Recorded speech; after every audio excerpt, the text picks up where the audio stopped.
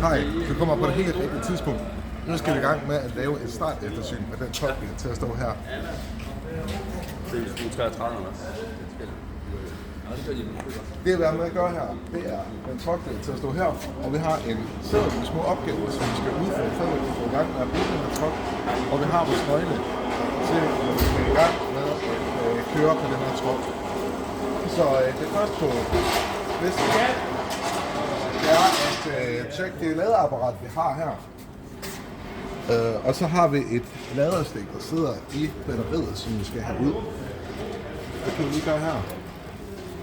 Der har vi ladestikket. Så tager vi og sætter tilbage på ladestanderen. Og så har vi sådan et stik, der skal ind her. Og skal vi lige bruge lidt muller for at få det i. Og den næste på listen, det er, at vi skal tjekke, om der mangler vand. Og den måde, man gør det på, det er, at man kigger på de her batterier. Der er de her hvide prikker. Og som man kan se her, så er de et top. Så det betyder simpelthen, at der ikke mangler vand. Så vi er klar til at klappe i og fortsætte med vores tjek. Det man gør, det er, at der er sådan nogle to her.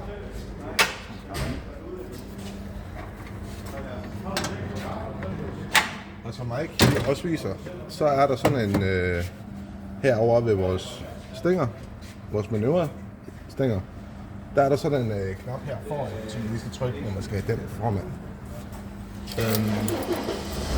Vi er simpelthen klar til at starte med strøm, så lad os bare komme i gang med det.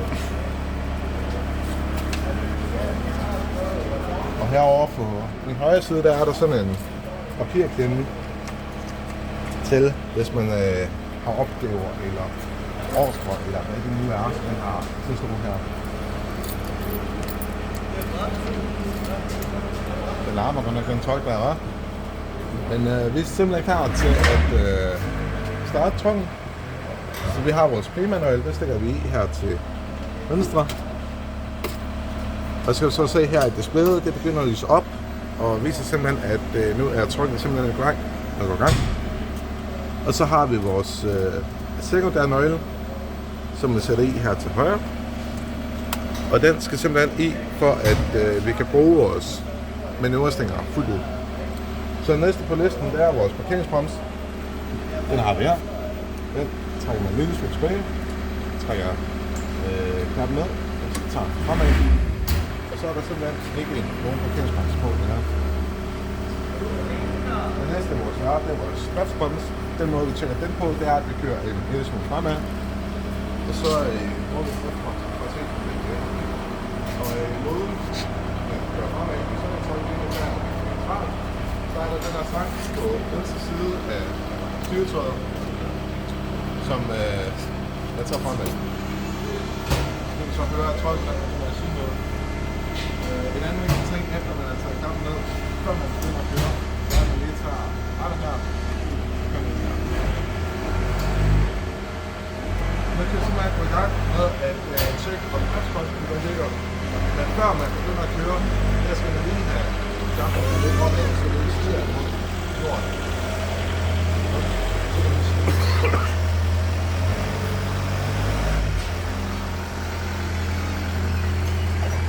Der kan man simpelthen se, at jeg står med det samme, når bremsen den trykkes ned. Så det betyder simpelthen, at bremsen den virker. Det næste, det er styretøjet. Der må ikke være styr i rattet. Ligesom i en bil, der må heller ikke være styr i rattet. Så man kan køre en lille smule fremad igen. Og der kan man så også se, at der ikke er nogen styr i rattet. Så er der lys. På den her truck, der er der sådan en lille kontakt derovre på højre side.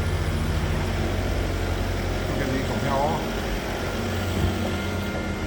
Men mellem de her to nøgleport, der er der sådan en lys, der er foran. Og hvis man trykker en gang mere, så kommer der også bagpå. Men lys der vil ikke bruge for, fordi der er simpelthen sådan lys bag. Hornblink eller bremselys.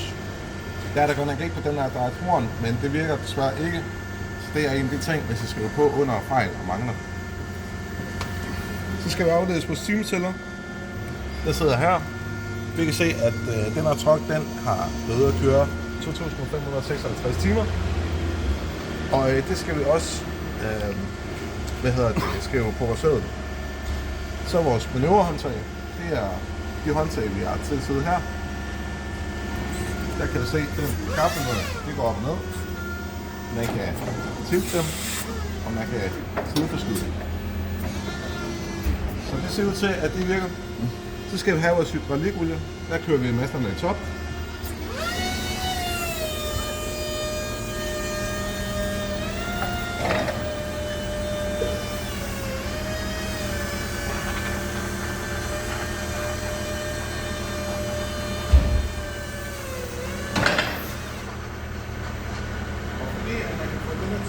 Så ved man, at hydraulikolien er.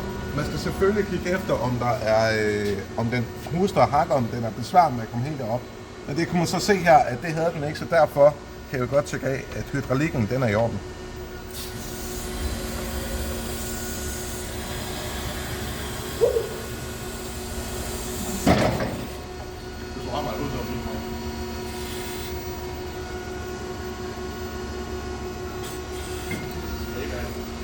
Det næste på sæden er gafler. Det vi gør her, det er, at vi lige kører ind igen, så vi er inden for den gule bås.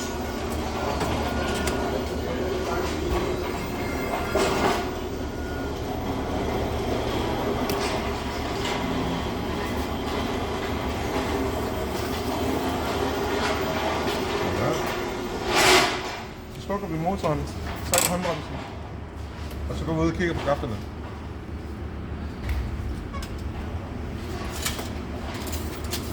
Tager vores nøgler med.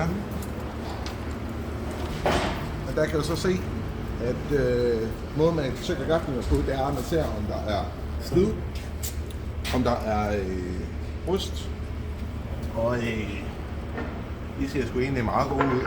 Så der kan du også tjekke af, at gaflerne er i orden. Så skal du tjekke vores kæder. Der kan du så se, at de ser godt fedtet ud. Der er noget olie og noget på.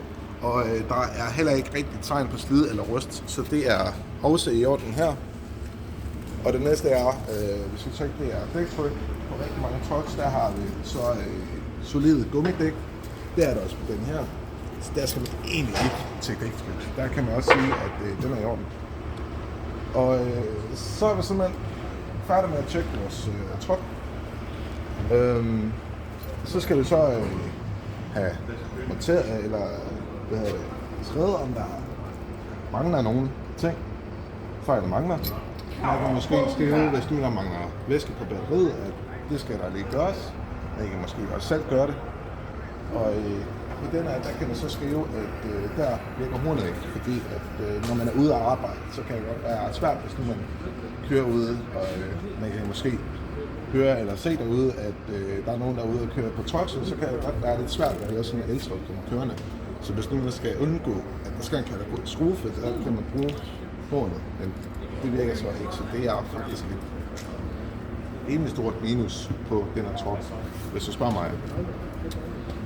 Så skal man notere truckens nummer. Det er 233, men man gør, det står også på nøglen, og man skal skrive datoen, så man ligesom kan se, hvornår det her eftersyn er blevet lavet. Og man skal skrive sit fuldnavn på den her seddel, så man kan se, hvem det er, der har lavet det her eftersyn.